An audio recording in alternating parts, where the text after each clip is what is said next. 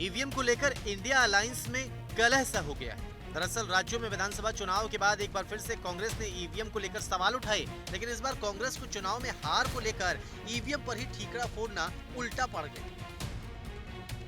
दरअसल इस बार इंडिया गठबंधन में शामिल दलों का कांग्रेस को ईवीएम के मुद्दे पर साथ एक तरह से नहीं मिल रहा है।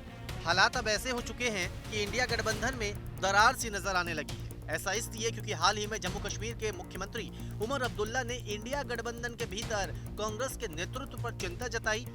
उन्होंने देश की सबसे पुरानी पार्टी कांग्रेस से विपक्षी गठबंधन में अपनी भूमिका को उचित ठहराने का आग्रह किया। उमर ने चुनाव में हार के बाद ईवीएम को लेकर कांग्रेस नेताओं के बयान पर क्या कुछ कहा है, जरा ये भी सुनिए। With you making an issue out of the EVMs, so long as you do it also when you win. The EVMs can't only be a problem when you lose the election because they're the same EVMs. So when you get 100 plus members of parliament using the same EVMs and you celebrate that as sort of a victory for your party, you can't then a few months later turn around and say, well, actually, hang on, we don't like these EVMs because now the election results aren't going the way we would like them to.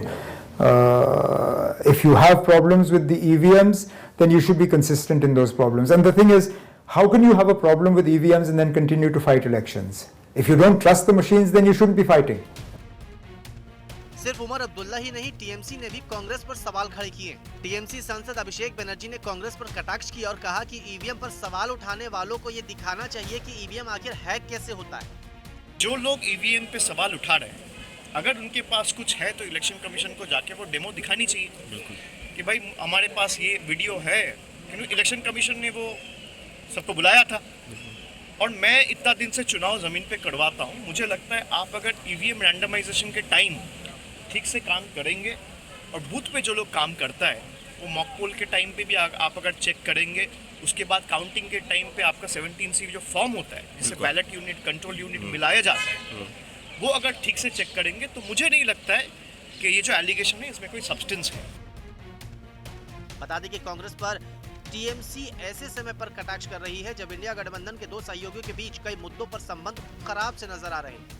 Adani रिश्वत मामले पर संसद में कांग्रेस के नेतृत्व वाले विरोध प्रदर्शन से टीएमसी दूर रही। ममता बनर्जी की ओर से इंडिया गठबंधन का नेतृत्व करने में रुचि दिखाने के बाद विपक्षी खेमे में नेतृत्व की खींचतान भी दिख रही है और इसकी वजह से दरार है और ये दरार गहरा सा होते जा रहा है।